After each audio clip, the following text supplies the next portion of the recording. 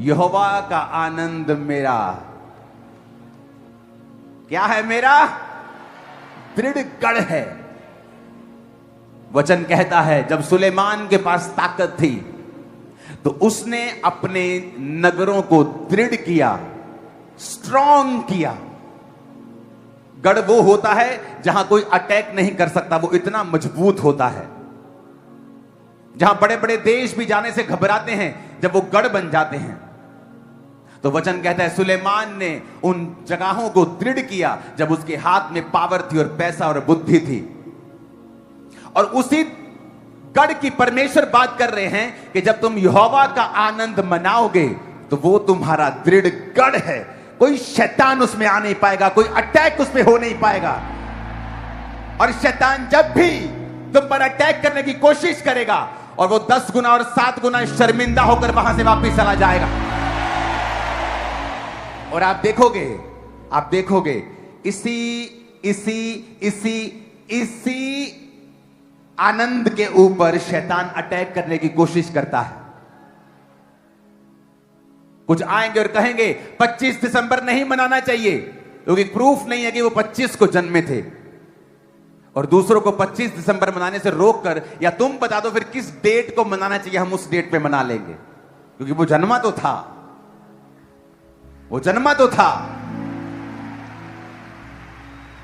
कुछ कहेंगे ईस्टर नहीं मनाना चाहिए, हमें गुड फ्राइडे, हमें ये नहीं मनाना चाहिए, पाम नहीं मनाना चाहिए क्योंकि तुम शैतान से हो। और वो चाहता है कि कलीसिया को ऐसी नीरस बातें करके क्रिश्चियनिटी को बोर और क्रिश्चियनिटी को नीरस और बिना आनंद के दिखाया जाए, क्योंकि शैतान जानता है यहोवा का आनंद इसका दृढ़ गढ़ है। अगर गढ़ बन गया तो मैं जा नहीं पाऊंगा, अगर गढ़ बन गया तो घुसूंगा कैसे, अगर गढ़ बन गया तो करूंगा कैसे, अपने काम कैसे करूंगा।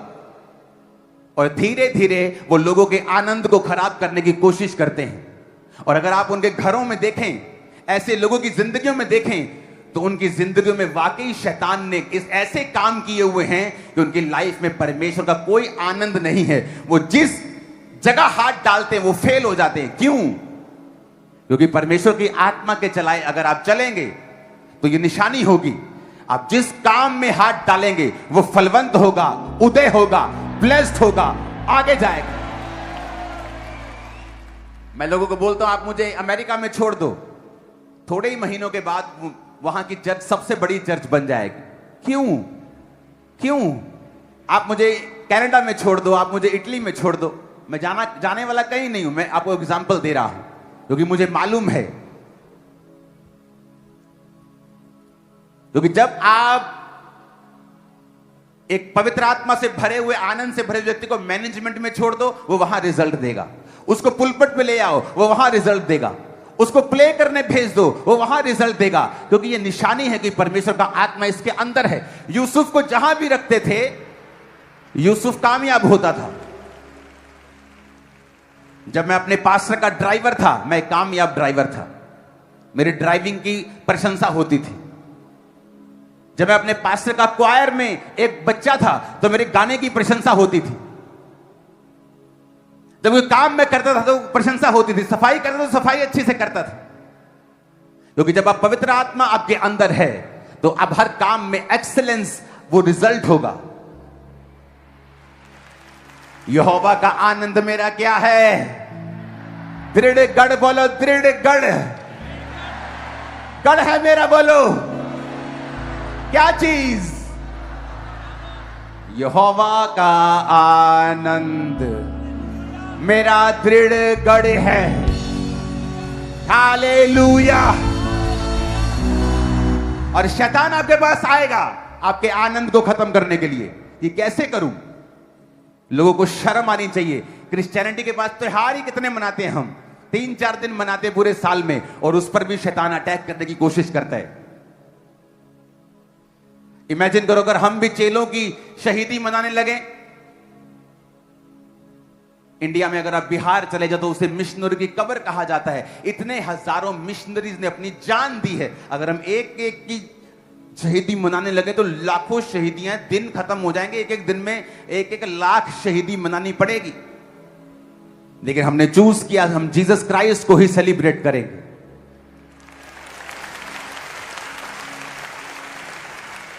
कि जीसस क्राइस्ट के बारे में ही बात करेंगे। इन दिनों में जब आप गुड फ्राइडे के चीजों को देखते हैं, आप चर्च में होते हैं, प्रचारक चर्च में होता है, अपने आप को मुझे छोटा महसूस होता है जब उन चीजों को हम देखते हैं कि प्रचारक कौन है? कुछ भी नहीं। जो परमेश्वर ने कर दिया है वो कोई नहीं कर सकता। और शैतान आता है आपके आनंद को खराब करने के लिए। 25 ਨੂੰ नहीं जम्या यीशु, दिखाओ किथे जम्या 25 ਨੂੰ। फिर कदों जम्या? तू दस दे कदों जम्या, वो उदों मना लांगे। तू दस दे जम्या सी कि नहीं? हाँ हाँ जम्या सी। 25 ਨੂੰ नहीं, कदों? क्रिसमस कभी 25 दिसंबर को नहीं बोलता। क्राइस्ट मास का मतलब है क्राइस्ट का महीना। कितने मेरी बात को समझ रहे हैं? यहोवा का आनंद मेरा। जब दृढ़ गढ़ बन जाएगा तो शैतान आएगा मुक्का मारने, अंदर घुस जाऊं, पर जैसे ही घुसेगा करंट लगेगा उसको, क्योंकि दृढ़ गढ़ बन चुका है। जब आप ऐसे विश्वासियों को देखते हैं जिनके जीवन में आनंद नहीं है, जो क्रिश्चियनिटी को ऐसे प्रूफ करते हैं कि आपको सिर्फ रोना धोना ही है, बस फटे कपड़े डाल लो। जीसस क्राइस्ट का कपड़ा इतना महंगा था जो डाला था कि चिट्ठियां डालकर, बड़े बड़े जो कैदी थे उनको चिट्ठियां डालकर उसका बंटवारा करना पड़ा कि चिट्ठी डाल लेते हैं। कपड़ा महंगा था, वो बिना सीन के वो कुर्ता था, बिना सीन के, महंगी चीज थी। इसका मतलब ये नहीं आप महंगे कपड़े डालो। मैं आपको बता रहा हूं कि क्रिश्चियनिटी कड़वा घूंट पीना भी है, लेकिन वो कलेश और कड़वा घूंट छोटा है और आनंद लाखों गुना बड़ा है। महिमा लाखों गुना बड़ी है, गवाही लाखों गुना बड़ी है, जो आज आप और आपका परिवार यहां से लेके जा रहे हो इन जीसस नेम। और सारी शैतान की योजनाएं आपकी लाइफ और जिंदगी से नाश होती हैं आज इन जीसस नेम। क्रिश्चियनिटी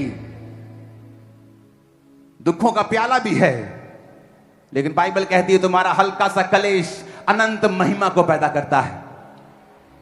यीशु मसीह का एक दिन का कलेश जो शुक्रवार को उसके साथ किया गया, आज तक उस महिमा को पैदा कर रहा है। आज तक और हजारों सालों तक वो करता ही जाएगा, जब तक वो आएगा नहीं।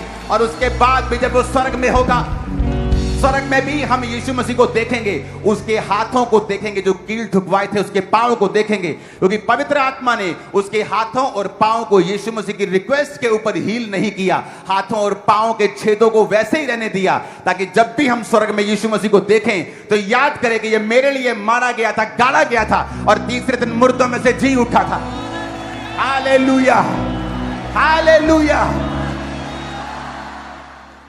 वो गाय को बच्चा होता है ना, तो बच्चा कई बार मर गया मर गया, लेकिन थोड़ी देर में बच्चा उठ जाता है ना, तो सब खुश होते, वो उठ गया उठ गया।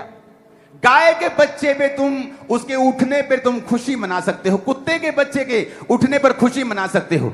और तुम कौन हो बेवकूफ लोग जो ईस्टर पर यीशु मसीह के मुर्दों में से जी उठने की, और गलती नहीं लगेगी, यीशु मसीह को क्रूस पे से उतार दिया, 2-3 घंटे शायद इसमें जान थी, और 2-3 दिन बाद वो जी, शुक्रवार शाम का मरा, शुक्रवार रात, शनिवार सुबह, शनिवार रात उसके हाथ के ऊपर नेजा मार के अंदर तक घुसा के चेक किया गया था, और अब वो जी उठा है। सुनो, आज तालियां बजाने का दिन नहीं है, आज नाचने का दिन नहीं है, आज चिल्लाने का दिन है, शाउट करने का दिन है। हालेलुया, आज शाउट करने का दिन है, मैंने कहा। हालेलुया,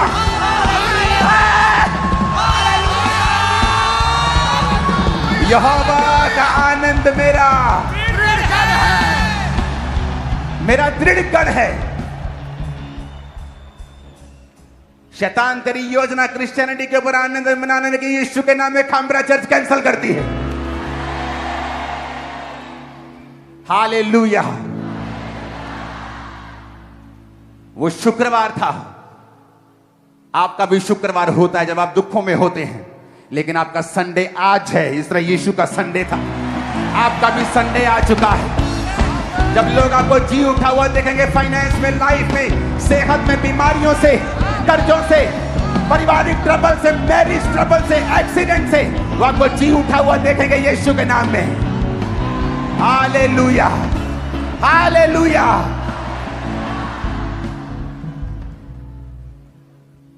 यहोवा का आनंद मेरा।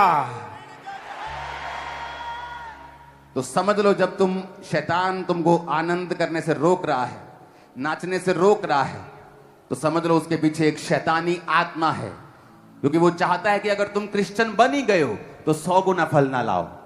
तुमको रोके 60 पे, 30 पे, उससे भी कम रोक सकते हैं तो रोक लो।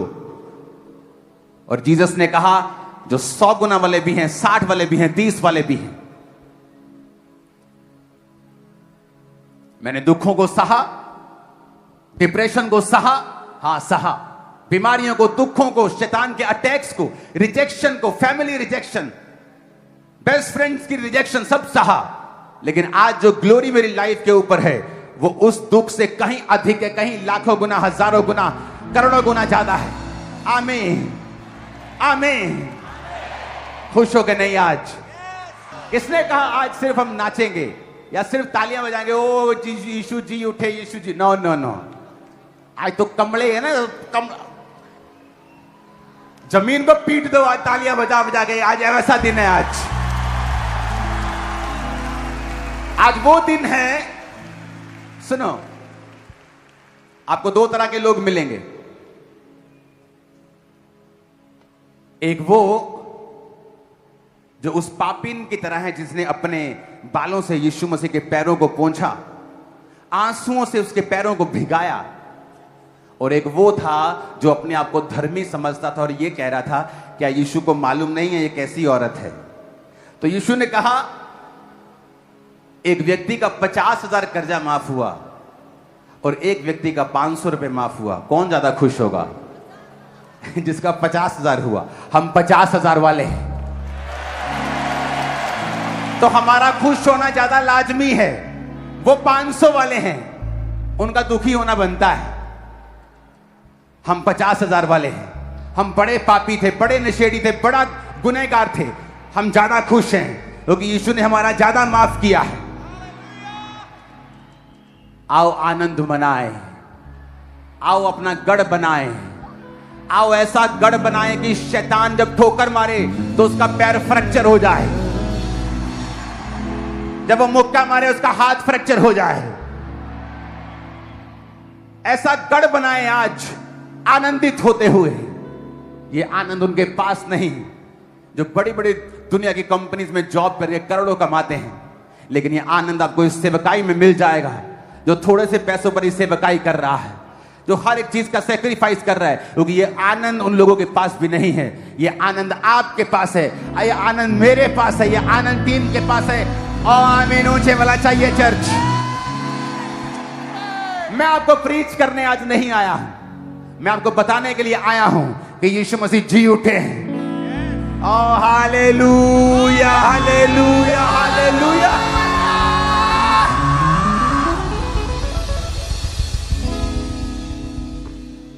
तैयार हो? मैंने कहा तैयार हो क्या? अपने पड़ोसी को बोलो, यहोवा का आनंद मेरा दृढ़ गढ़ है, तो मैं तो रुकने वाला नहीं हूं और मैं आनंद मनाने वाला हूं। आमीन, आमीन।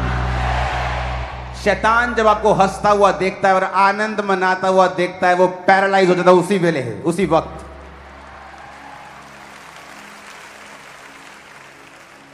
अपने पड़ोसी से पूछो, क्या तुम्हें यकीन है कि तुम स्वर्ग जा रहे हो? देखो, जो तो लोग उदास हैं उनको तो ऐसा लगता है कि उनको यकीन नहीं है कि पता नहीं रास्ते जी प्रभु ने ला देना गड्डी चो, कहना चल थले चल तू। अगर तो मुझे पता है कि मैं स्वर्ग जा रहा हूं, अगर यीशु आज रात लेने आ जाए, आज 10 साल बाद या 50 साल बाद या 60 साल बाद, क्या आपको पता है स्वर्ग जा रहे हैं कि नहीं? बपतिस्मा ले लिया है? नहीं लिया तो आज लेना है, क्योंकि अगले संडे स्पेशल प्रभु भोज है और एक स्पेशल मीटिंग है। आज प्रभु भोज लेना है, आज बपतिस्मा लेना है ताकि प्रभु भोज आप ले सको। मैंने कहा तुम्हें यकीन है तुम स्वर्ग जा रहे हो? कुछ लोग आत्मिक रूप से जब बीमार हो जाते हैं उनका आनंद खत्म हो जाता है और वो पूरी कोशिश करते हैं। आप देखो, कोई व्यक्ति जब एक मैरिज में फेल हो जाता है ना, तो आप उसके पास जब बैठेंगे वो आपको यही सलाह देगा कि शादी मत करना। और जब एक व्यक्ति का जीवन आनंद खत्म हो जाता है ना, वो यही सलाह देता है कि तुम भी आनंदित मत रहना, क्योंकि जैसा कोई व्यक्ति खुद आप होता है वैसी ही बातें वो अपने मन से कहता है। यह बात नहीं है कि जिनकी शादी टूटी वो पापी हैं, मैं उनका एक्सपीरियंस बता रहा हूं, संसारिक एक्सपीरियंस, कि उनका अच्छा नहीं हुआ। So sorry for that. कोई घूमने गया, उस समय उसका एक्सपीरियंस अच्छा नहीं, वो ब्लॉग बना के बोलता है यहां मत आना। कईयों का अच्छा हुआ लेकिन कईयों का नहीं हुआ, तो हर एक व्यक्ति अपने एक्सपीरियंस से बोलता है, लेकिन सच्चाई कुछ और है। ऊंची आवाज में कहो हालेलुया। तो बाबा, आज जितना वचन हम सुने तेरी आत्मा के द्वारा, वो इनकी जिंदगी में फलों को लेके आए। आज इन वचनों को पहले हम लिखेंगे। मैं चाहता हूं आप जल्दी जल्दी से इसे लिखें, बोलेंगे इन वचनों की सारी डिटेल को। यूहन्ना 19 उसकी 38 से 42 आयत तक, यूहन्ना 20 अध्याय पूरा, यूहन्ना 21 अध्याय पूरा, लूका 24 अध्याय 13 से 53 आयत तक,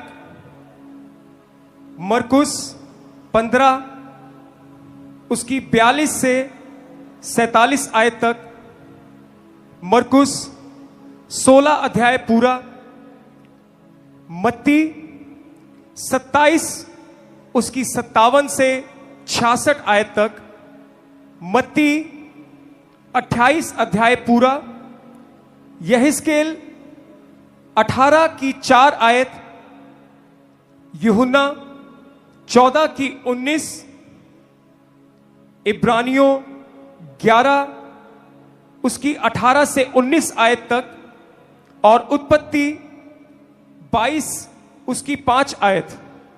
और हम पढ़ेंगे लूका 24 उसकी 13 आयत से। यह उस समय की बात है जो आपने प्ले देखा कि जीसस क्राइस्ट को पकड़ा, और मैंने आपको पाम संडे के दिन बताया था कि वो रोमी साम्राज्य के नीचे वो कैसे आए। और उसके बाद जब रोमी साम्राज्य के नीचे जीसस क्राइस्ट को 30 साल हुए, जब 90 साल हो गए थे, तो लोगों को ये आस थी कि प्रभु यीशु मसीह हमारा राजा बनेगा और हमें रोमी शासन से छुड़ाएगा। और इसी आस में बहुत से लोग यीशु मसीह का स्वागत कर रहे थे जब वो यरूशलेम में आए। लेकिन जब वो पकड़वा दिए गए तो लोगों को लगा कि यीशु ने हमें धोखा टाइप दे दिया है, क्योंकि हमें तो ये लगा था कि जिस तरह बाकी राजे न्यायी शाऊल दाऊद के जैसे, गिदौन के जैसे हमें छुड़ाते आए हैं, ये हमें छुड़ाने के लिए आया है। ये तो मिरेकल भी करता था, ये तो लोगों को खाना भी खिलाता था। ये तो 5000 पुरुषों को, 20,000 लोगों को खाना इसने चंद रोटियों से खिला दिया। 5 रोटियों से इतने लोगों को खाना खिला दिया, थोड़ी सी मछलियों से सभी का पेट भर दिया।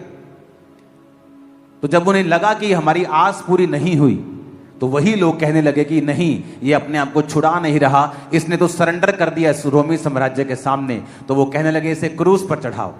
लेकिन जो लोग परमेश्वर को सच में जानते थे, वो ये जानते थे कि प्रभु यीशु मसीह राजा बनने के लिए नहीं आए हैं। बहुत बार बाइबल कहती है जब यीशु मसीह बड़े बड़े मिरेकल दिखाते थे और बड़ी बड़ी रोटियां खिलाते थे लोगों को, तो लिखा लोग उसे राजा बनाने के लिए, पकड़ने के लिए आते थे। और जैसे यीशु को मालूम होता था कि ये पॉलिटिकली मुझे इस्तेमाल करना चाहते हैं, यीशु मसीह उनके बीच से निकलकर चले जाते थे और प्रार्थना करने के लिए निकल जाया करते थे। और जब यीशु मसीह को पकड़ लिया गया वीरवार के दिन, और जब पकड़ के राजा के सामने लेके गए, तो राजा ने कहा जितने इल्जाम तुझ पे लग रहे हैं कोई प्रूफ नहीं है, तुम मुंह से कह दे बस कि ये झूठ है, मुझे तुझे छोड़ना पड़ेगा। लेकिन यीशु ने कहा मैंने अपने मर्जी से अपने आप को इनके हाथों में दिया है ताकि वचन पूरा हो कि एक भविष्यद्वक्ता जिस तरह मूसा ने सांप को क्रूस पर चढ़ाया है, एक भविष्यद्वक्ता मारा जाएगा और पाप को क्रूस के ऊपर खत्म कर देगा। मैं वो काम करने के लिए आया हूं। और यीशु मसीह को मारा गया, गाड़ा गया, और जब वो मर गए और जब उनको कब्र में रखा गया, ये तब की बात है, ये संडे की बात है जब प्रभु यीशु मसीह उस कब्र से जी उठे। तो उस वचन को हम पढ़ेंगे। जी उठने के बाद एक घटना होती है लूका 24 उसकी 13 आयत में। उसी दिन उनमें से 2 जन इमाउस नामक एक गांव को जा रहे थे जो यरूशलेम से कोई 7 मील की दूरी पर था। वे इन सब बातों पर जो हुई थी आपस में बातचीत करते जा रहे थे। और जब वे आपस में बातचीत और पूछताछ कर रहे थे तो यीशु आसपास आकर उनके साथ हो लिया, परंतु उनकी आंखें ऐसी बंद कर दी गई थी कि उसे पहचान ना सके। 2 व्यक्ति यरूशलेम से 7 मील की दूरी पर यीशु की बातें करते हुए जा रहे थे, और जब वो बातें कर रहे थे प्रभु यीशु मसीह उनमें मिल गए आके। और पता वो क्या बोलने लगे? 18 आयत को पढ़ेंगे। यह सुनकर उनमें से क्लियोपास नामक एक व्यक्ति ने कहा, क्या तू यरूशलेम में अकेला परदेसी है जो नहीं जानता कि इन दिनों में उसमें क्या क्या हुआ है? उसने उनसे पूछा, कौन सी बातें? उन्होंने उससे कहा, यीशु नासरी के विषय में जो परमेश्वर और सब लोगों के निकट काम और वचन में सामर्थी भविष्यद्वक्ता था।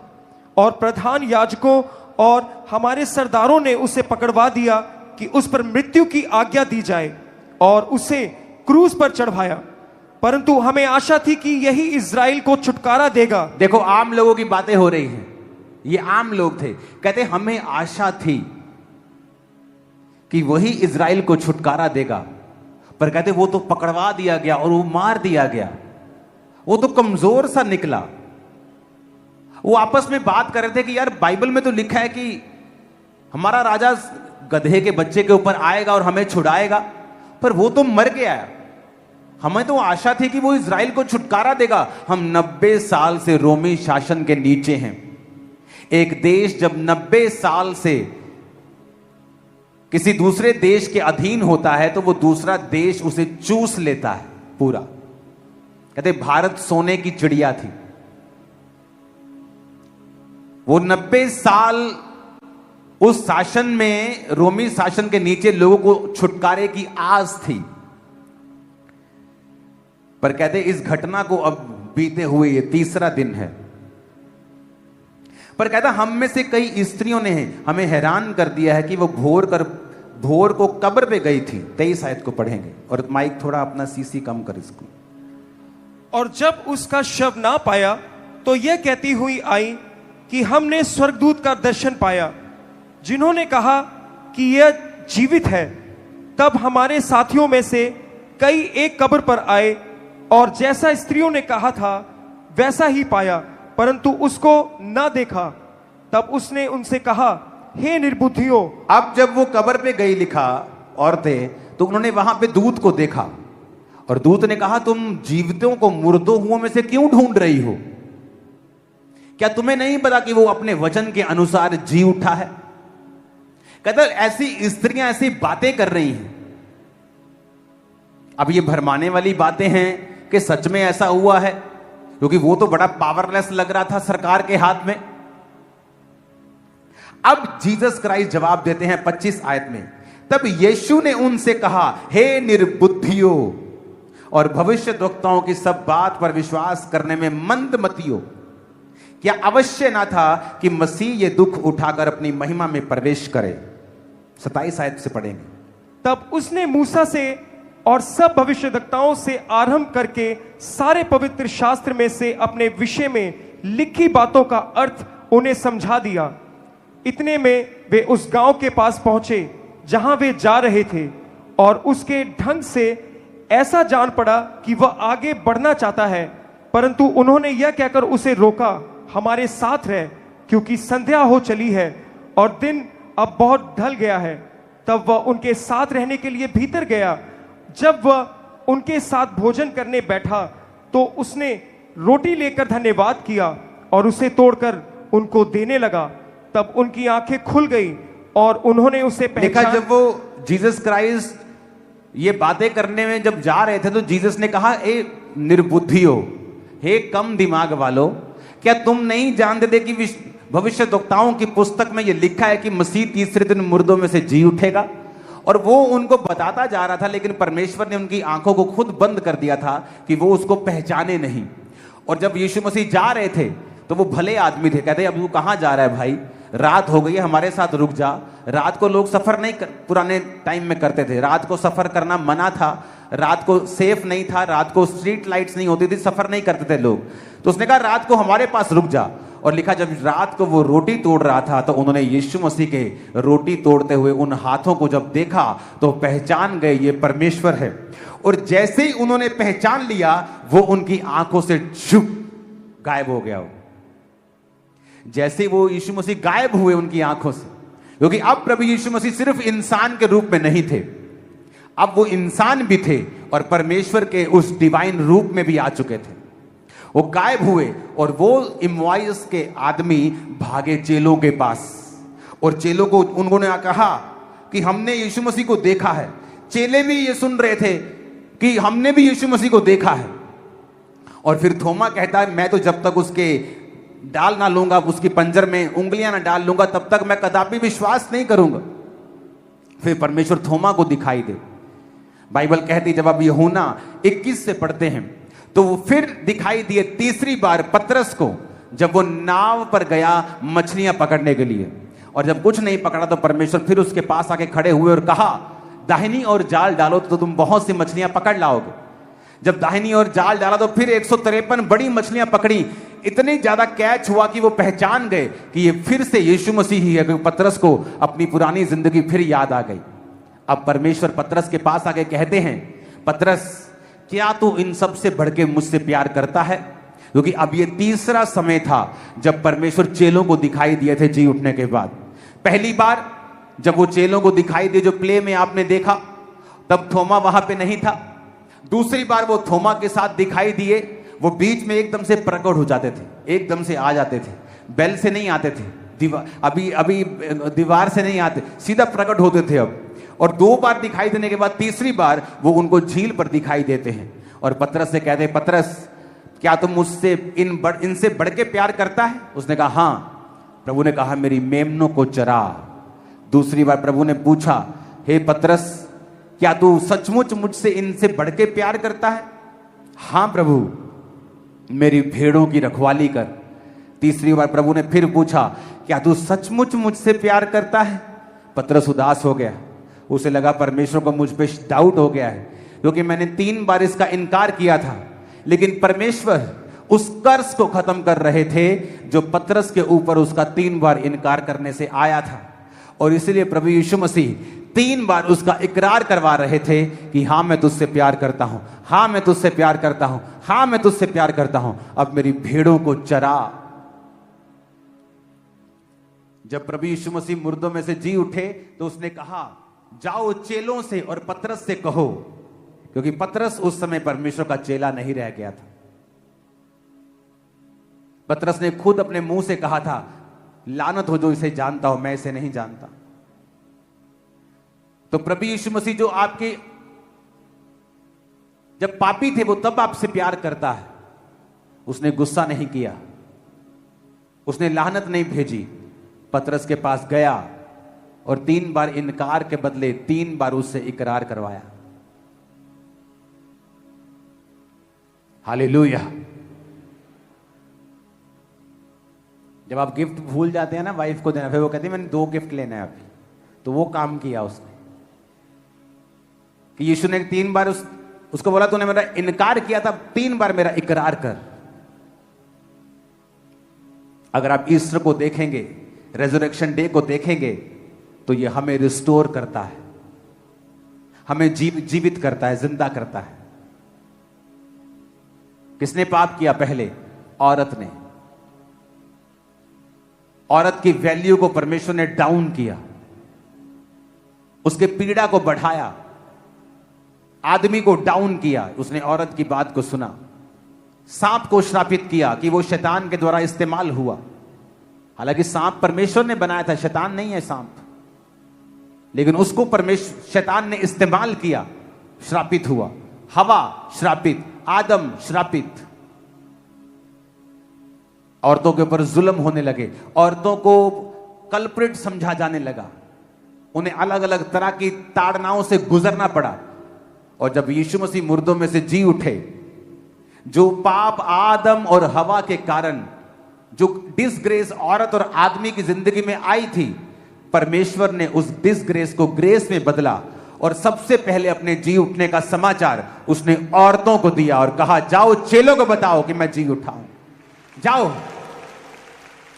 आज इसीलिए जो औरत जीसस क्राइस्ट पे यकीन करती है, जो औरत अपना जीवन परमेश्वर को दे देती है, परमेश्वर उसकी इज्जत को बढ़ाता है। उसके परिवार में, उसके पति के सामने, उसके लोगों के सामने उसकी इज्जत बढ़ती है, उसके बच्चों के सामने उसका पति उसका आदर करता है। क्यों? क्योंकि वो परमेश्वर की है। परमेश्वर ने औरतों की वैल्यू को ऊंचा किया। ईस्टर एक मैसेज था कि जिस औरत को बोलने का अधिकार नहीं था, अब जीसस ने कहा तुम जाके बताओ कि जब प्रभु आज्ञा देता है तो शुभ समाचार सुनाने वालियों की बड़ी सेना हो जाती। औरत की पोजीशन को परमेश्वर ने ऊंचा किया, उसकी जिंदगी के श्रापों को खत्म किया। और वो गई और उन्होंने प्रचार किया, चेलों को बताया। चेले भागते हुए गए। एक चेला तो इतना डर रहा था कि कब्र के अंदर नहीं गया, लेकिन पतरस दलेर आदमी था, वो गया भाग के कब्र के अंदर पहले और देखा कि यीशु मसीह वहां नहीं। जब वो जी उठा, आपकी आस जी उठी, आपकी आत्मिक जिंदगियां जी उठी, आपके शरीर जी उठे, आपके कैरियर जी उठे। जो कुछ मना हुआ है, जब वो जी उठा, आप जी उठे। आमीन। ऊंचा आशीष हमारी है। Hallelujah, hallelujah.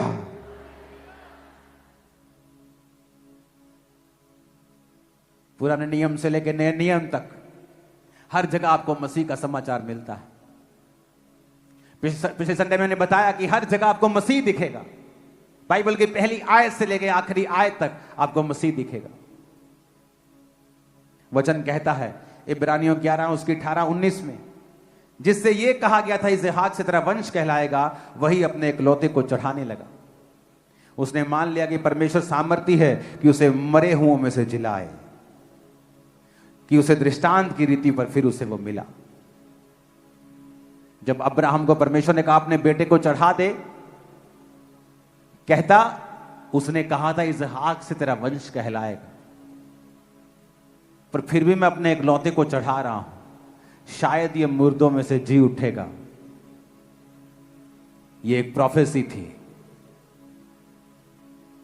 कि चढ़ाएगा तो तू जरूर, पर तू अपने बेटे को नहीं चढ़ाएगा, मैं अपना बेटा दूंगा और वो जी उठेगा।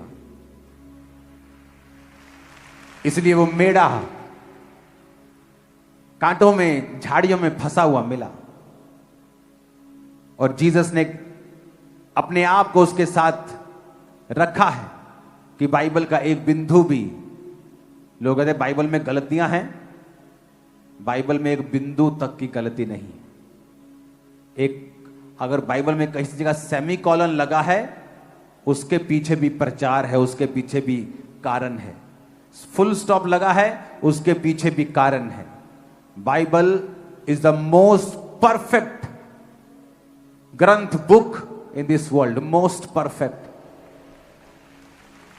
एक प्रचारक बता रहा था, उसने एक डायग्राम बनाया, मैं आपको वीडियो दिखाऊंगा क्योंकि अगले हफ्ते से मैं आपको मिशनरीज यात्राओं के ऊपर बताने वाला हूं और ये आपके लिए ऑसम समय होगा और प्रभु भोज होगा अगले हफ्ते से लगातार हम लेंगे।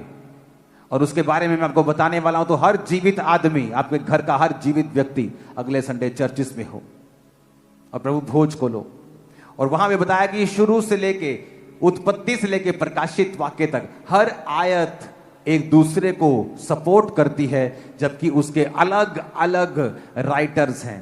पवित्र आत्मा ने अलग अलग समयों के ऊपर बाइबल को लिखा है। कईयों को तो यह भी मालूम नहीं था कि पिछले राइटर ने क्या लिखा है, लेकिन जब आप बाइबल को जोड़ते हैं, आपको एक एक लाइन दूसरे के साथ मिलती हुई और अपने एक दूसरे को पूरा करती हुई आप पाते हैं। वचन में लिखा है कि परमेश्वर ने कहा जल एक जगह इकट्ठा हो जाए और सूखी भूमि दिखाई दे, तो पहाड़ और भूमि अलग हो गई। आज हजारों साल बाद वैज्ञानिक कह रहे हैं कि माउंट एवरेस्ट के ऊपर हमें समुद्र के जीवाश्म मिले हैं। कभी माउंट एवरेस्ट भी समुद्र के नीचे था। भाई तुम्हें अब मालूम हुआ है, बाइबल में हजारों साल पहले लिख दिया गया था। तब कोई साइंस नहीं थी, कोई वैज्ञानिक नहीं थे, पेन भी नहीं होते थे। पता नहीं कैसे लिखा होगा और लिख दिया गया, कलम से, किसी चीज से वो लिख दिया गया। जब यीशु मसीह जी उठे तो उन्होंने कहा वचन पूरा हुआ जो भविष्यद्वक्ताओं की पुस्तक में लिखा गया था। वो सारा वर्ड पूरा हुआ। जी उठने का वाक्य आप चारों सुसमाचार में पढ़ते हैं, मती में भी पढ़ते हैं, मरकुस में पढ़ते हैं, लूका में पढ़ते हैं, यूहन्ना में पढ़ते हैं, और सब जगह आपको सारी चीज दिखाई नहीं देगी। कई हिस्सा आपको मती में पढ़ने में मिलेगा, कोई हिस्सा आपको मरकुस पढ़ने में मिलेगा, और आपको मालूम होगा कि वाकई ही जो लिखने वाले थे ये पवित्र आत्मा के द्वारा ये सब चीजों को लिख रहे थे। वो लिखाने वाला पवित्र आत्मा था, और परमेश्वर ने कहा था जब मैं जी उठूंगा तो भविष्यद्वक्ताओं की सब जो कथन थे वो पूरे होंगे। जब वो जी उठा, आप जी उठे। आज आप सब जी उठेंगे सब तरफ से। आमीन ऊंचे वाला चाहिए चर्च। ये बातें करने वाला धार्मिकता नहीं है, रिलीजन नहीं है, ये फुलफिलमेंट का एक रिलीजन बोल सकते हो आप। फुलफिलमेंट जो हो चुकी है, जो वचन बोले गए थे उसे पूरा करने का ये टाइम था, और पूरे होते हैं वो वचन। आज जो हो रहा है दुनिया में, इसके बारे में भी बोला गया है कि राज्य पे राज्य, देश पे देश, कौम पे कौम चढ़ाई करेगी, युद्ध करेंगे लोग, इकोनॉमीज का हाल बुरा होगा, अंत में कलेश के दिन आएंगे, महाकलेश के दिन आएंगे, चुनु हुओं के कारण वो घटाए जाएंगे। अब जब इतने वचन पूरे हो चुके हैं तो ये भी वचन पूरे हो जाएंगे। यूहन्ना 14 उसकी 19 आयत में लिखा है, थोड़ी देर रह गई है कि फिर संसार मुझे ना देखेगा, परंतु तुम मुझे देखोगे, इसलिए कि मैं जीवित हूं, तुम भी जीवित रहोगे। यीशु ने कहा तुम मुझे देख रहे हो, संसार मुझे नहीं देखेगा, परंतु तुम मुझे देखोगे, इसलिए कि मैं जीवित हूं, तुम भी जीवित रहोगे। तुम जीवित रहोगे सभी, तुम्हारी कोई चीज मरेगी नहीं कभी भी। जब रोज सुबह उठो तो परमेश्वर की रेजरेक्शन पावर को रिसीव करो। प्रभु तेरे जी उठने की सामर्थ्य को मैं रिसीव करता हूं। मैं चलता हूं तेरे जी उठने की सामर्थ्य में। बिजनेस पे जाने से पहले, जॉब पे जाने से पहले, पुलपिट पे आने से पहले, कि प्रभु तू जी उठा, तू जीवित है इसलिए मैं जीवित हूं। और देखो उसकी जी उठने की सामर्थ्य आपकी लाइफ में कैसे काम करती। जिस आत्मा ने यीशु मसीह को मुर्दों में से जी उठाया, वो तुम्हारे मरे हुए शरीरों को क्यों ना उठाएगा। अगर तुमने पवित्र आत्मा पाया है, तुम्हारे बिजनेस को क्यों नहीं जी उठाएगा, सेवकाई को क्यों नहीं जी उठाएगा। आपके हाथों में पावर है। आपको रोग है, रोग वाली जगह पे हाथ रखो और कहो मैं उसके जी उठने की सामर्थ्य को रिलीज करता हूं, रिसीव करता हूं। और देखो वो बीमारी कहां जाती है। उस बीमारी को कहो मैं तुझे यीशु मसीह के नाम में डांटता हूं, उसके जी उठने की सामर्थ्य से डांटता हूं।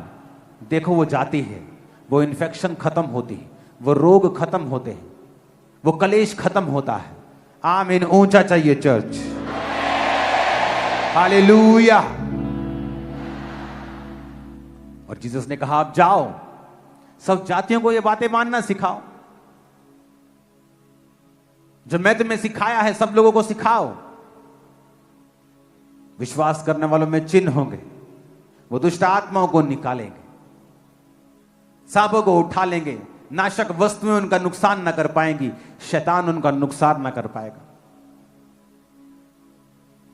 आज जो आप बीमारियों को जाता देखते हो, सालों साल जब लोगों की आस खत्म हो जाती है, दवाइयां खा लेते हैं, सब कुछ कर लेते हैं, और तब सडनली जिनकी लाइफ में जब मिरेकल होता है, उन्हें पता होता है कि ये परमेश्वर ने मेरी जिंदगी में इसे किया है। आज जब प्रेयर हो रही होगी, मेरा बिलीव है कि वो जी उठने की सामर्थ्य से वो सब चीजें जो मुर्दा हैं आपकी लाइफ से आज ही जी उठेगी। आमीन। और यीशु ने क्या कहा था? मरकुस 16:15 आयत से पढ़ेंगे। और उसने उनसे पूछा, तुम सारे जगत में जाकर सारी सृष्टि के लोगों को सुसमाचार प्रचार करो। जो विश्वास करे और बपतिस्मा ले उसी का उद्धार होगा, परंतु जो विश्वास न करेगा वह दोषी ठहराया जाएगा। परमेश्वर ने कहा जो विश्वास करे और बपतिस्मा ले उसी का उद्धार होगा। बपतिस्मे के बिना भी परमेश्वर ने उद्धार कर दिया था। उस कैदी का, उस मौत की सजा पाए हुए डाकू का जो उसके साथ क्रूस के ऊपर था। लेकिन आप तो क्रूस के ऊपर नहीं है, आपके पास तो समय है, आप बपतिस्मा ले सकते हैं। और विश्वास करेगा और बपतिस्मा लेगा उसी का उद्धार होगा। जो विश्वास नहीं करेगा वो दोषी ठहराया जाएगा।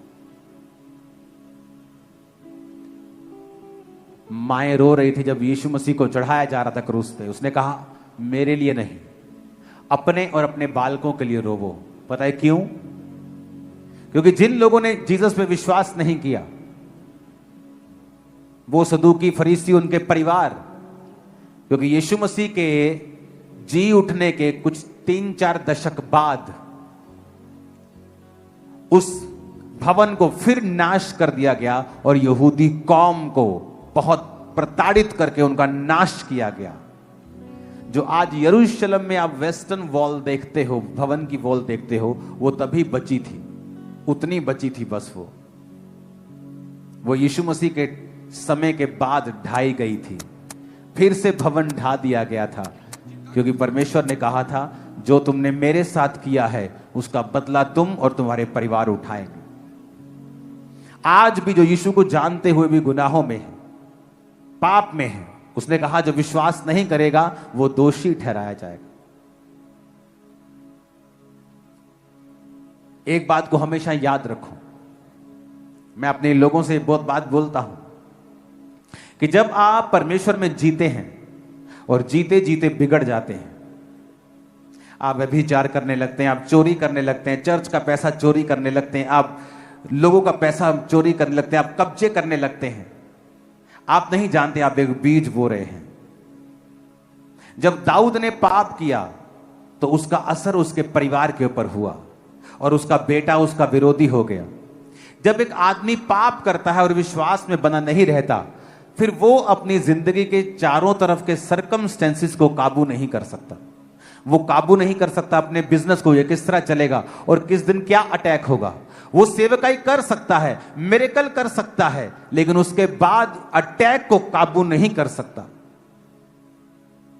मैंने नाइजीरिया में सेवकाइयां देखी हैं जो एक आदमी ने अपनी यंग एज में शुरू की और आज वो 80-80 साल के हो गए और अभी भी प्रचार करते हैं। लेकिन कुछ ऐसे भी हैं जो आए, प्रचार किया, चंगियाई की, कैरेक्टरलेस हो गए और परमेश्वर ने उनको उड़ा दिया। अगर वो फिर से कैरेक्टर में बन जाए तो परमेश्वर फिर से उनको लेके आ सकता है, क्योंकि वो सबसे प्यार करता है, वो किससे नफरत नहीं करता। लेकिन बाइबल कहती पाप हमें डिग्रेड डाउन करता है, डिस्ग्रेस करता है। जब एक आदमी पाप करता है, चोरी करता है, प्रभु के वचन के खिलाफ चलता है, तो वो अपने जीवन की परिस्थितियों को कंट्रोल फिर नहीं कर सकता। उसकी फैमिली अटैक के नीचे जाएगी, उसका फाइनेंस, उसकी बॉडी, उसका कुछ भी वो फिर कंट्रोल नहीं कर सकता। उसे वो सारे कोर्सेस लेने पड़ेंगे जो उसने पाप से खरीदे हैं। और यीशु ने कहा जो विश्वास करेगा और बपतिस्मा लेगा उसका उद्धार होगा। इसलिए विश्वास में बने रहना, बपतिस्मा लेना और फिर वैसा ही जीवन जीना जैसा यीशु ने कहा है। बपतिस्मा जब आप लेते हैं तो उसका मतलब है बैप्टिजो, इमर्स करना, पानी में इमर्स करना, डूब जाना। पानी के अंदर जाने का मतलब मैं अपने गुनाहों के लिए मारा गया। ये कोई धर्म परिवर्तन नहीं है। बैप्टिज्म का मतलब है, जब पानी के अंदर जाने का मतलब मैं अपने आप के लिए मर गया, ये मेरी कब्र है, और जब पानी से बाहर आया तो मैं जी उठा यीशु के लिए, जिस तरह यीशु जी उठे। और अब मेरा अगला जीवन यीशु के वचन के अनुसार होगा, ना कि जो मेरा शरीर चाहता है। जब शैतान आप पर अटैक नहीं कर पाता तो वो आपको पाप के लिए कंटिन्यू प्रेरित करता है, क्योंकि जब आप पाप करते हैं आपके आसपास हेज, बाड़ा बंधा नहीं रहता, वो एंटर करता है। आज ईश्वर के ऊपर नियम बना लें कि आप विश्वास में रहेंगे, बपतिस्मा लेंगे, और उद्धार का मतलब सिर्फ आत्मिक उद्धार नहीं है, ये नेशनल, फिजिकल, फाइनेंशियल, स्पिरिचुअल, हर तरह का उद्धार है जो आप और आपका पूरा परिवार देखेगा इन जीसस नेम। खुदावन इस वचन के जरिए आपको सदा के लिए आशीषित करे और आपकी जिंदगियां परमेश्वर में मजबूत हो जाएं। यीशु मसीह के नाम में हम मांगते हैं। परमेश्वर के वचनों को सुनने के लिए हमारे चैनल को सब्सक्राइब कीजिए और हमारी लेटेस्ट वीडियो सबसे पहले देखने के लिए बेल आइकन को प्रेस कीजिए।